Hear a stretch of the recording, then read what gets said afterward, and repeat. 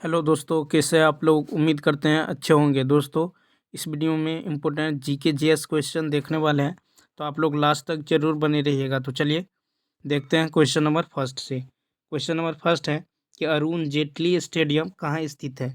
Where is Arun Jaitley stadium located. A option है New Delhi, B option है मुंबई, सी है कोलकाता और डी है नन ऑफ दीज। तो देखिए, अरुण जेटली स्टेडियम जो है ये नई दिल्ली में है, तो इसका ए ऑप्शन क्या होगा, राइट होगा। ये ऑप्शन क्या होगा, राइट होगा। अब चलिए देखते हैं और भी स्टेडियम और शहर। चलिए देखते हैं, जैसे देखिए वानखेड़े, वानखेड़े स्टेडियम, वानखेड़े स्टेडियम, ठीक है, वानखेड़े स्टेडियम। तो ये किस शहर में है, तो देखिए वानखेड़े स्टेडियम है मुंबई में।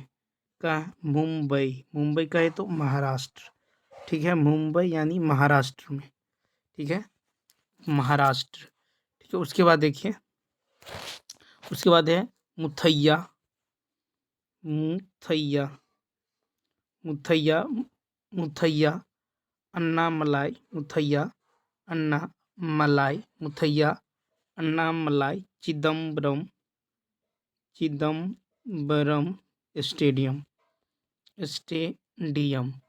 ठीक है, तो ये कहाँ है, ये किस शहर में है, तो देखिए ये जो है ये है चेन्नई में। ठीक है, ये जो है चेन्नई, ठीक है, चेन्नई यानी तमिलनाडु में, चेन्नई तमिलनाडु, ठीक है, चेन्नई तमिलनाडु में। तो याद रखना है मुथैया अन्नामलाई चिदम्बरम स्टेडियम जो है ये चेन्नई तमिलनाडु में है, और वानखेड़े स्टेडियम जो है मुंबई महाराष्ट्र में है, और अरुण जेटली स्टेडियम नई दिल्ली में है। चलिए नेक्स्ट पेज में देखते हैं, जैसे देखिए Eden, Eden garden, Eden garden, ठीक है, ईडेन गार्डन स्टेडियम ये कहाँ है, तो ये कोलकाता में है। ठीक है, ये जो है कोलकाता, ठीक है, किस शहर में है, तो ये कोलकाता, ठीक है, कोलकाता यानी वेस्ट बंगाल, पश्चिम बंगाल। ठीक है, तो ये है कोलकाता यानी वेस्ट बंगाल, पश्चिम बंगाल में है। ठीक है, उसके बाद देखिए नरेंद्र मोदी स्टेडियम, क्या है, नरेंद्र मोदी, नरेंद्र मोदी स्टेडियम, नरेंद्र मोदी स्टेडियम।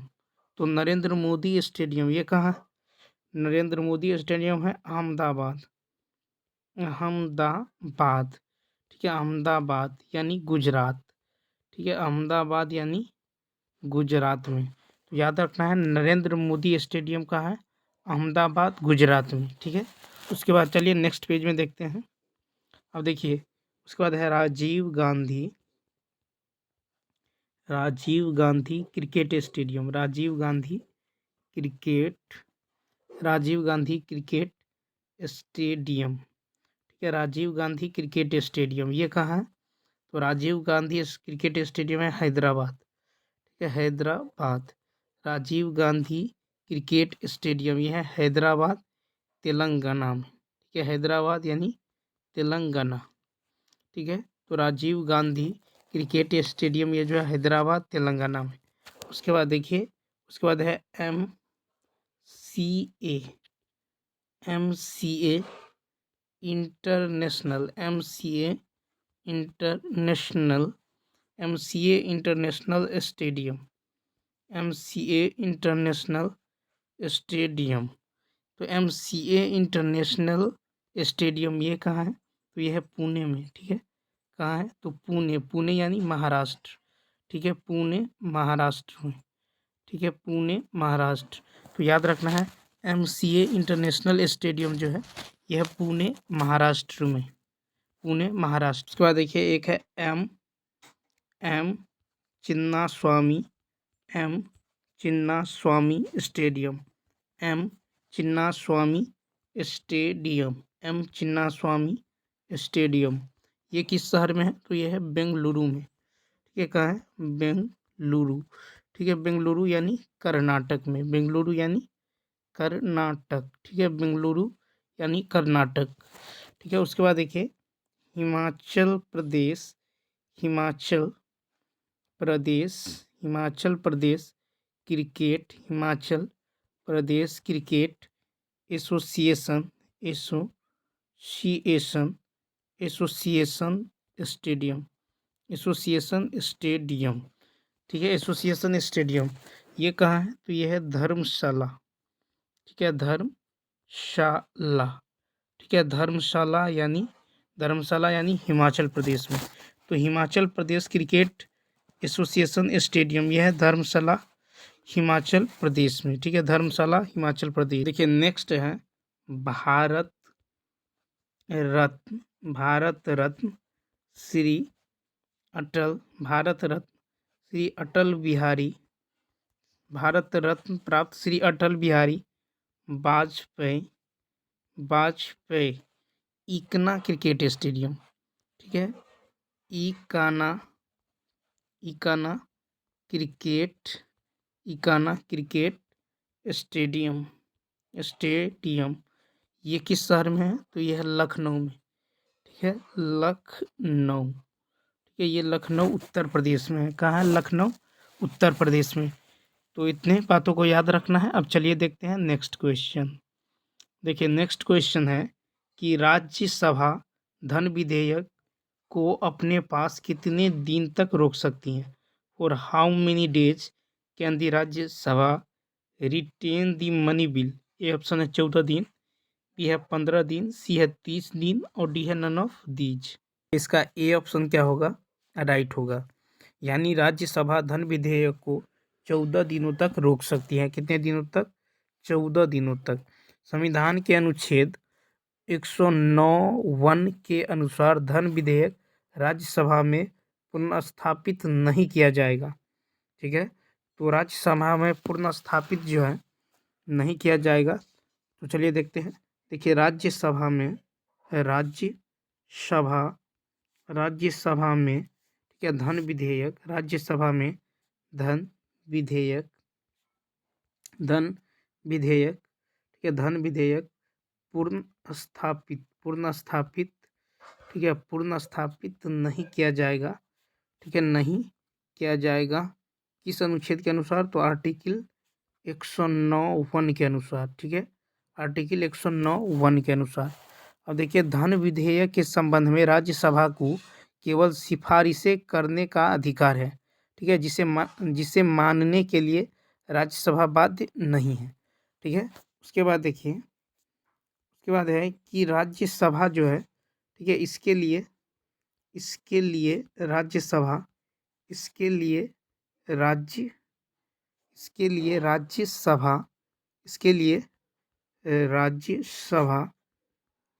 राज्यसभा को 14 दिन का, ठीक है, 14 दिन का समय मिलता है। कितने दिन का?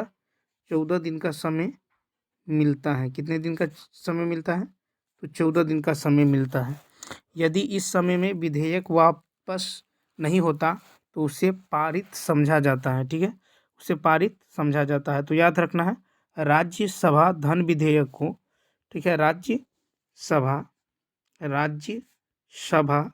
धन विधेयक को, राज्यसभा धन विधेयक, ठीक है, राज्यसभा धन विधेयक को 14 दिन तक, ठीक है, 14 दिनों, ठीक है, 14 दिन का समय, ठीक है, 14 दिनों तक, 14 दिनों तक जो है 14 दिनों तक रोक सकती है, 14 दिनों तक रोक सकती है, ठीक है। तो इतने बातों को याद रखना है। अब चलिए देखते हैं नेक्स्ट क्वेश्चन। नेक्स्ट क्वेश्चन है कि 1977 के चुनावों में जनता पार्टी का नारा क्या था? What is the slogan of Janata party in the 1977 elections? ये ऑप्शन है गरीबी हटाओ, बी है हरित क्रांति, सी है लोकतंत्र बचाओ और डी है नन ऑफ दीज। तो इसका जो राइट आंसर होगा ये होगा सी ऑप्शन। क्या होगा? C option. 1977 के चुनावों में जनता पार्टी का नारा था लोकतंत्र बचाओ। क्या था? लोकतंत्र बचाओ। अब देखिए 25 जून 1975 को, 25 जून 1975 को श्रीमती इंदिरा गांधी, या श्रीमती इंदिरा गांधी ने आंतरिक आपातकाल की घोषणा की।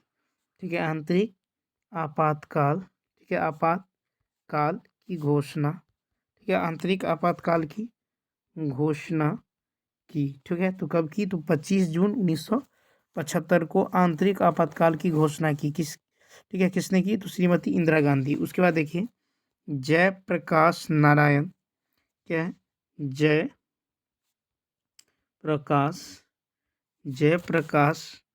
नारायण, ठीक है, जयप्रकाश नारायण के नेतृत्व, जयप्रकाश नारायण के नेतृत्व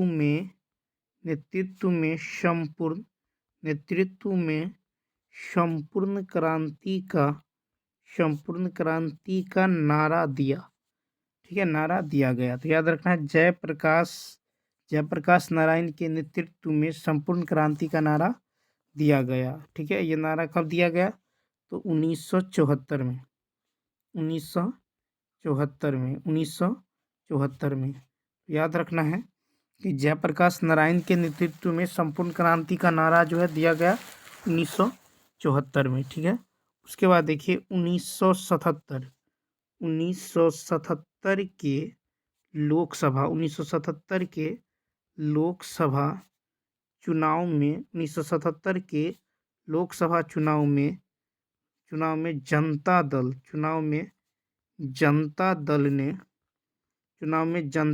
ने मोरारजी देसाई, ठीक है, मोरारजी देसाई के नेतृत्व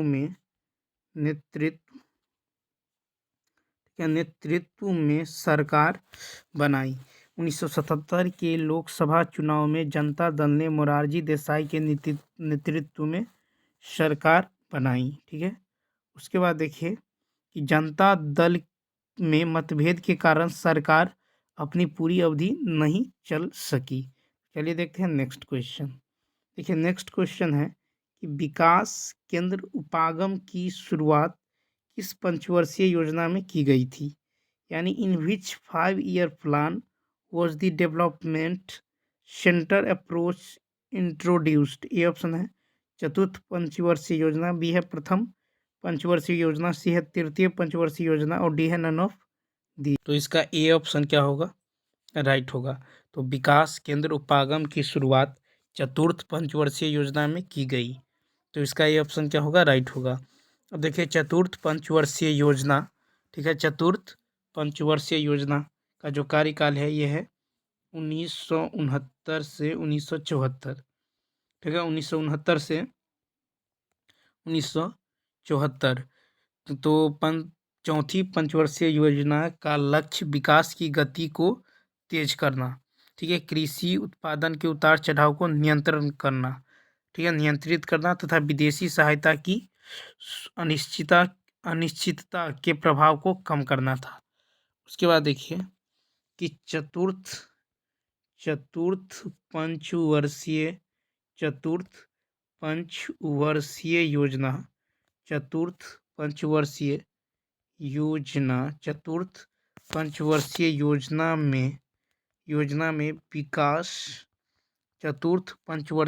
में विकास का जो लक्ष्य था, ठीक है, विकास का लक्ष्य 5.7% था, ठीक है। तो याद रखना है चतुर्थ पंचवर्षीय योजना में विकास का लक्ष्य 5.7% था, ठीक है। उसके बाद देखिए कि चतुर्थ पंचवर्षीय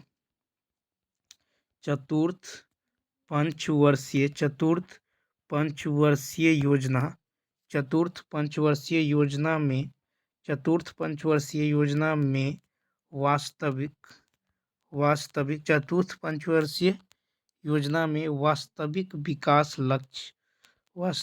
विकास लक्ष्य, ठीक है, वास्तविक विकास लक्ष्य जो है ये कितना रहा, तो 3.3%, ठीक है। तो चतुर्थ पंचवर्षीय योजना में वास्तविक विकास लक्ष्य 3.3% था, ठीक है। तो इतने बातों को याद रखना है। अब चलिए देखते हैं नेक्स्ट क्वेश्चन।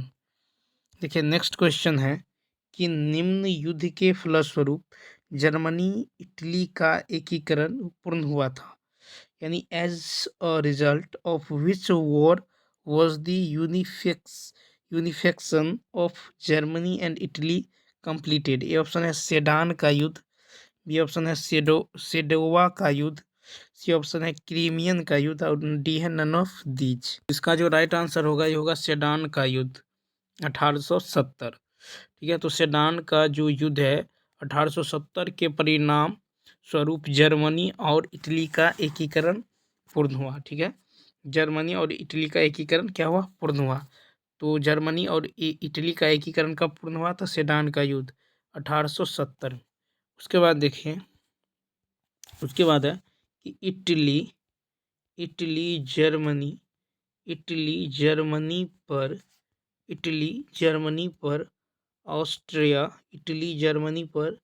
ऑस्ट्रिया का प्रभाव था। किसका प्रभाव था, ऑस्ट्रिया का प्रभाव था। तो याद रखना, इटली जर्मनी पर किसका प्रभाव था, ऑस्ट्रिया का प्रभाव था। उसके बाद देखिए, नेपाल के आक्रमण के बाद नेपोलियन के आक्रमण के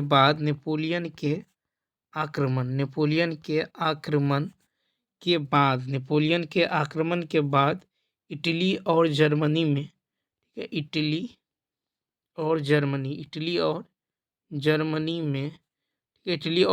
में राष्ट्रवाद एवं एकीकरण की प्रवृत्ति बढ़ी।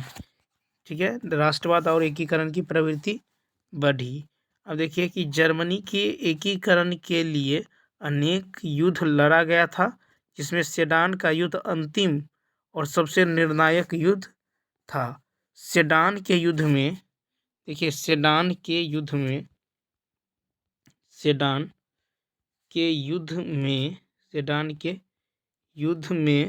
फ्रांस को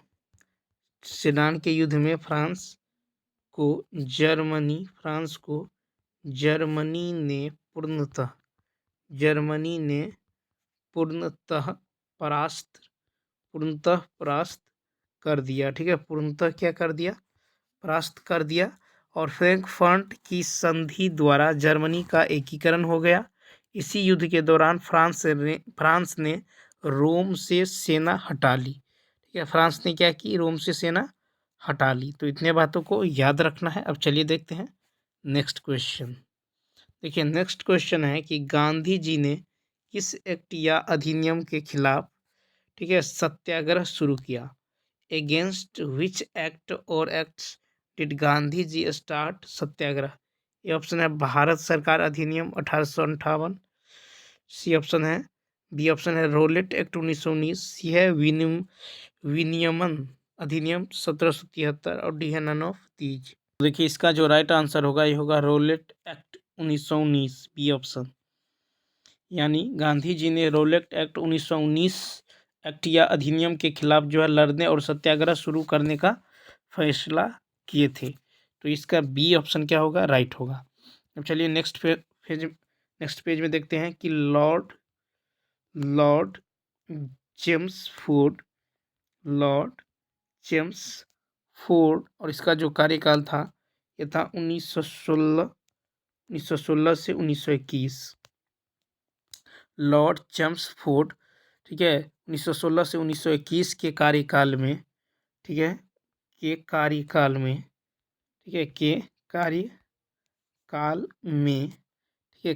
में रोलेट एक्ट पारित हुआ। ठीक है, तो याद रखना है कि लॉर्ड चेम्सफोर्ड यानी 1916 से 1921 के कार्यकाल में 1919 में रोलेट एक्ट पारित हुआ। ठीक है, पारित हुआ। उसके बाद देखिए, अखिल भारतीय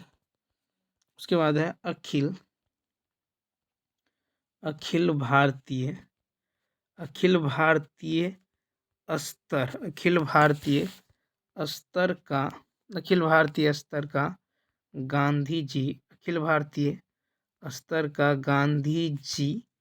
गांधी जी का पहला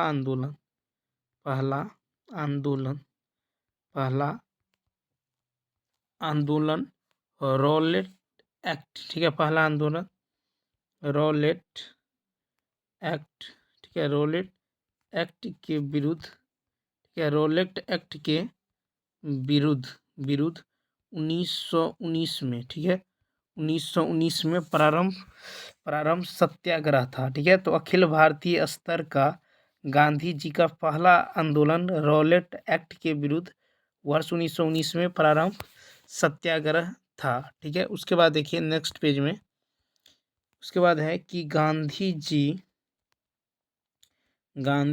ने, ठीक है, गांधी जी, ठीक है, गांधी जी ने रॉलेट सत्याग्रह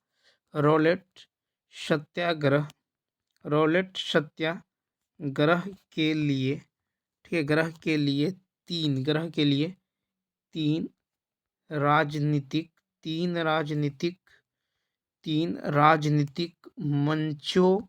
तीन राजनीतिक मंचों का उपयोग किए थे। ठीक है, 3 राजनीतिक मंचों का उपयोग किए थे। एक होम रूल लीग,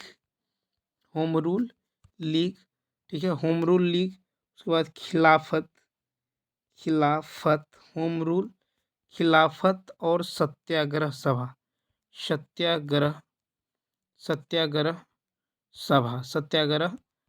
तो याद रखना है कि गांधी जी ने रॉलेट सत्याग्रह के लिए 3 राजनीतिक मंचों का उपयोग किए थे, होम रूल लीग, खिलाफत एवं सत्याग्रह सभा। ठीक है, सत्याग्रह सभा। उसके बाद देखिए, उसके बाद नेक्स्ट पेज में देखिए पंजाब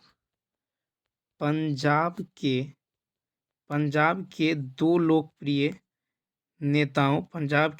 लोकप्रिय नेताओं डॉक्टर सैफुद्दीन किचलू,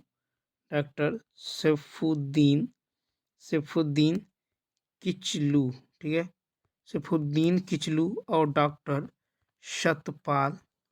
डॉक्टर सतपाल की गिरफ्तारी और ब्रिटिश दमन का विरोध करने के लिए, ठीक है, 13 अप्रैल 1919 को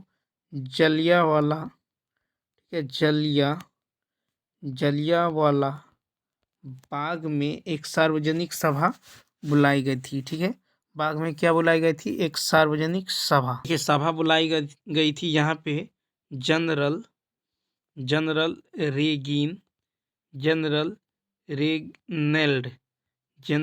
रेगिनेल्ड एडवर्ड हैरी डायर ने निहत्थी शांतिपूर्ण भीड़ पर, ठीक है, गोलियां चलाकर लगभग 1000 लोगों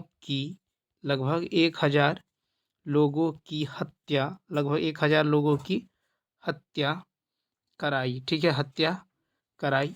उसके बाद देखिए जालियांवाला बाग हत्याकांड के विरोध में रविंद्रनाथ टैगोर ने नाइटहुड की उपाधि वापस लौटा दी। ठीक है, तो जालियांवाला बाग हत्याकांड के विरोध में रविंद्रनाथ टैगोर ने नाइटहुड की उपाधि वापस लौटा दी। नाइटहुड, ठीक है, नाइटहुड की उपाधि जो है वापस लौटा दी रविंद्रनाथ टैगोर जी ने। ठीक है, चलिए देखते हैं नेक्स्ट क्वेश्चन है कि भारतीय संविधान का अनुच्छेद 61 किससे संबंधित है? What is article 61 of the Indian constitution related to? ये ऑप्शन है राष्ट्रपति का महाभियोग, ये ऑप्शन है मौलिक कर्तव्य, सी है राष्ट्रीय आपातकाल और डी है नन ऑफ दीज। तो देखिए इसका जो है ए ऑप्शन क्या होगा? राइट होगा। तो भारतीय संविधान का अनुच्छेद 61 में राष्ट्रपति का महाभियोग से संबंधित है, तो ए ऑप्शन क्या होगा? राइट होगा। ठीक है, अब देखिए राष्ट्रपति के विरुद्ध महाभियोग संसद द्वारा चलाई जाने वाली एक अर्ध न्यायिक प्रक्रिया है। ठीक है, क्या है? तो एक अर्ध न्यायिक प्रक्रिया है। उसके बाद देखिए महाभियोग का प्रस्ताव महाभियोग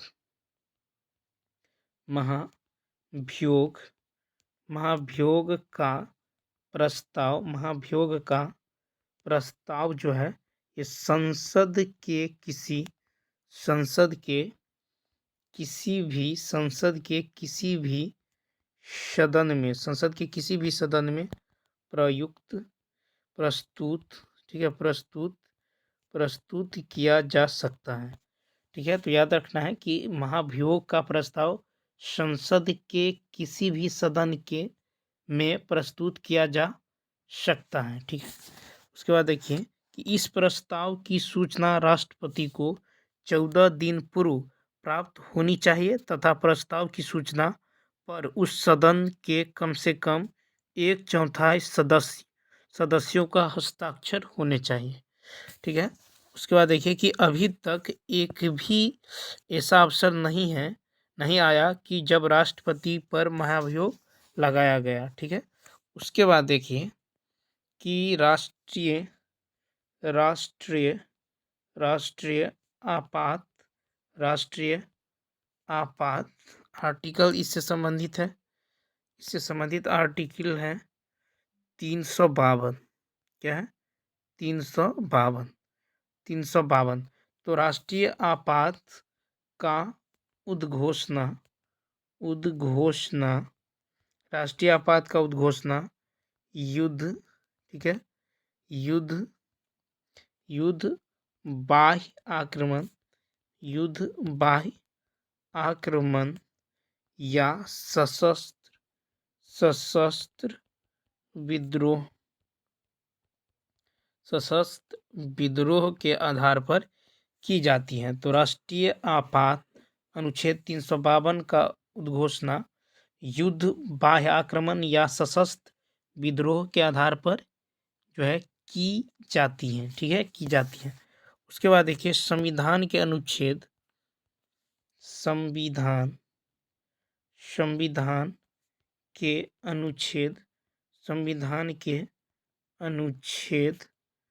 360 के तहत 360 के तहत वित्तीय आपात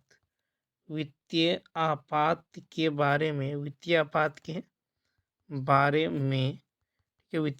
बारे में प्रावधान, ठीक है, वित्तीय आपात के बारे में प्रावधान किया गया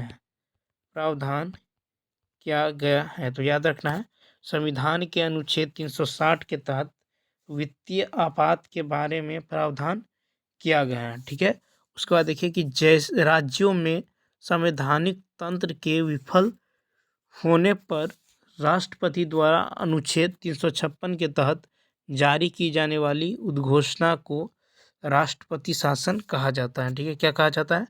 राष्ट्रपति शासन। अब चलिए नेक्स्ट पेज में देखेंगे दर्रे और इससे संबंधित राज्य या संघीय प्रदेश। तो चलिए देखते हैं। जैसे देखिए बोमडिल्ला दर्रा, क्या है? बोमडिल्ला दर्रा, ये जो है कहाँ स्थित है? तो ये हिमाचल प्रदेश में है। ये कहाँ है? हिमाचल प्रदेश। ठीक है, तो बोमडिल्ला दर्रा जो है ये हिमाचल प्रदेश में है। उसके बाद देखिए, उसके बाद है यांग याप दर्रा।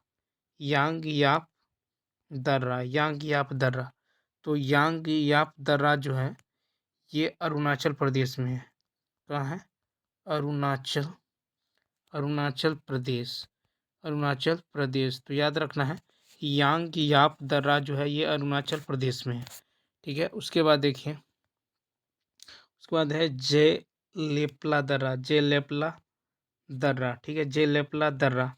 तो जेलेपला दर्रा जो है ये सिक्किम में है।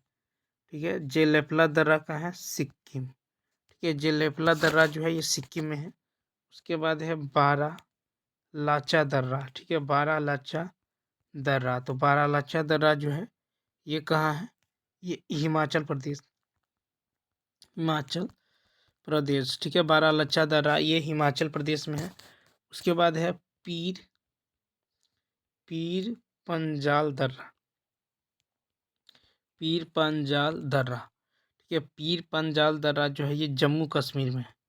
पीर पंजाल दर्रा है जम्मू कश्मीर में। ठीक है, जम्मू कश्मीर। पीर पंजाल दर्रा जम्मू कश्मीर में है। उसके बाद है जोजिला दर्रा, क्या है, जो जिला, ठीक है, जो जिला दर्रा। तो जो जिला दर्रा कहाँ है, लद्दाख में।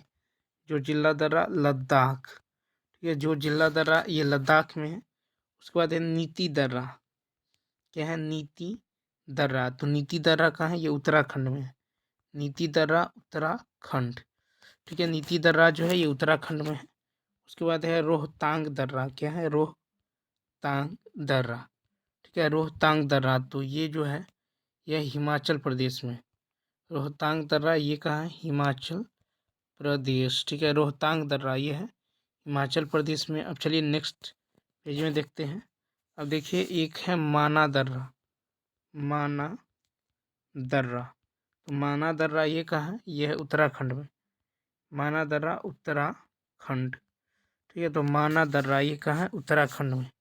उसके बाद है बुर्जिल दर्रा, बुर्जिल दर्रा ये कहाँ है, ये जम्मू कश्मीर में है। कहाँ है, जम्मू कश्मीर, ठीक है, जम्मू कश्मीर में है। उसके बाद देखिए एक है, ठीक है, उसके बाद देखिए एक है दीफू दर्रा, क्या है, दीफू, दीफू दर्रा, दीफू दर्रा। तो दीफू दर्रा जो है ये कहाँ है, ये अरुणाचल, ठीक है, दीफू दर्रा जो है ये जो है अरुणाचल, अरुणाचल प्रदेश के हिमालय में स्थित है, ठीक है, तो ये अरुणाचल प्रदेश में, ठीक है, अरुणाचल कहाँ है, तो अरुणाचल, दीफू दर्रा जो है ये अरुणाचल, अरुणाचल, ठीक है, अरुणाचल प्रदेश में स्थित है। तो चलिए दोस्तों इस वीडियो में इतना ही। यदि यह वीडियो अच्छा लगा हो तो लाइक शेयर और सब्सक्राइब करना ना भूलें। तो चलिए मिलते हैं नेक्स्ट वीडियो में। Thanks for watching.